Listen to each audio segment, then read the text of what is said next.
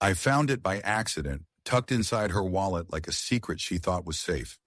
A folded piece of paper, edges worn, as if it had been handled too many times. I was looking for a grocery receipt, something mundane, when my fingers brushed against it. I unfolded it, expecting nothing, a reminder, a to-do list. Instead, in her neat handwriting were the words, "See you tonight, as always." No name, no context, just those 5 words, sharp as a blade. My chest tightened, like the air had been sucked out of the room. My wife Sarah was upstairs, humming softly as she got ready for another late night at work.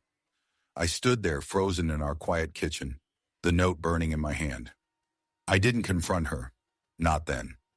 My mind raced, replaying every moment I'd dismissed her late nights, her guarded phone, the way her laughter felt rehearsed lately. I'd told myself it was stress, that marriage ebbs and flows. But that note wasn't stress. It was a truth she hadn't meant for me to find. I slipped it back into her wallet exactly as I'd found it. I needed to know more. I needed to see it for myself. So that night, when she left with a quick kiss and a vague excuse, I followed her, and what I saw unraveled everything I thought I knew. Sarah and I had been married for 7 years. We weren't perfect, but we were solid, or so I thought. We'd met in college, bonded over late-night study sessions, and shared dreams of a simple life. She was a teacher, passionate about her students, always staying late to grade papers or plan lessons. I was an accountant, steady, predictable, maybe too comfortable in routine. We had a daughter, Lily, 4 years old, with Sarah's eyes and my stubborn streak. Our life felt like a puzzle, complete but for the occasional missing piece I chalked up to normalcy. The signs had been there, though, faint at first, like whispers I didn't want to hear. Her phone was always on silent now, screen angled away when she typed. She'd started wearing perfume again, a scent I didn't recognize, sharp and unfamiliar. She'd laugh off my questions, "Just trying something new," she'd say, or "Work's been crazy." I believed her because I wanted to, because doubting her meant doubting us. After finding the note, I couldn't ignore it anymore. I started watching her, not out of paranoia but necessity. I checked her car's GPS history late-night trips to a part of town she had no reason to visit. I found a receipt in her coat pocket for a bar I'd never heard of, time-stamped for a night she'd said she was at a parent-teacher conference. I even logged into our shared cloud account, something I hadn't done in years. There, buried in a deleted folder, were photos. Nothing explicit, but enough. Sarah laughing with a man I didn't know, their shoulders touching, her smile brighter than it had been with me in months. Each discovery was a weight, pressing down until I felt hollow. I didn't cry. I didn't yell. I documented. Screenshots, receipts, timestamps. I built a case not for a courtroom but for myself to prove I wasn't crazy. And when I knew she was meeting him again, "See you tonight, as always." I decided to follow. I needed the truth, no matter how much it hurt. It was a Thursday, the kind of cold, gray evening that makes the world feel smaller. Sarah left at 7, her usual, "I'll be late, don't wait up," tossed over her shoulder as she grabbed her keys. I waited 10 minutes, then got in my car. My hands shook as I followed her, keeping my distance, her taillights a beacon in the dusk. She didn't go to her school.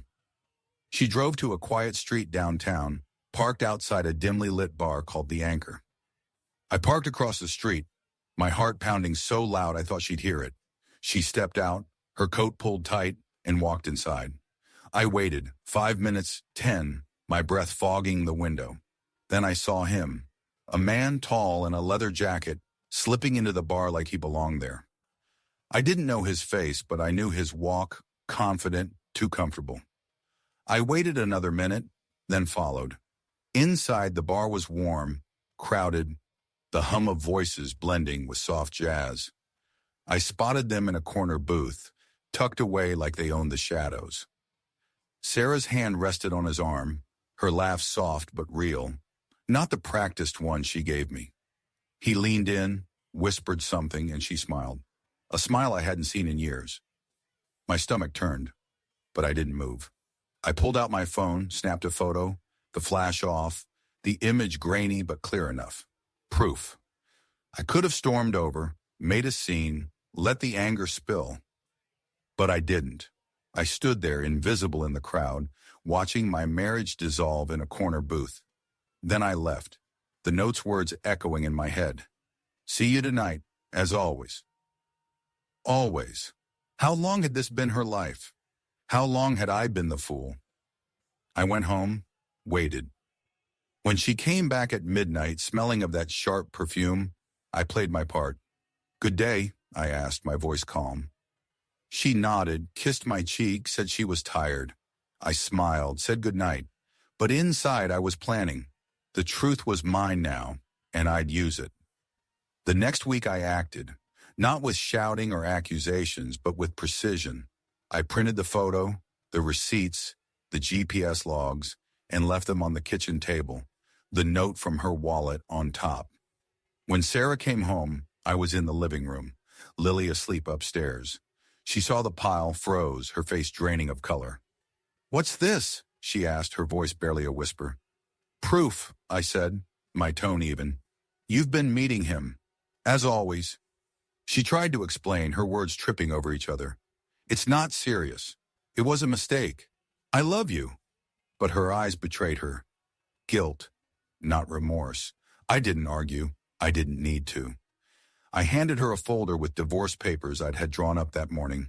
Sign them, I said, or this goes to everyone, your family, your co-workers, your students' parents.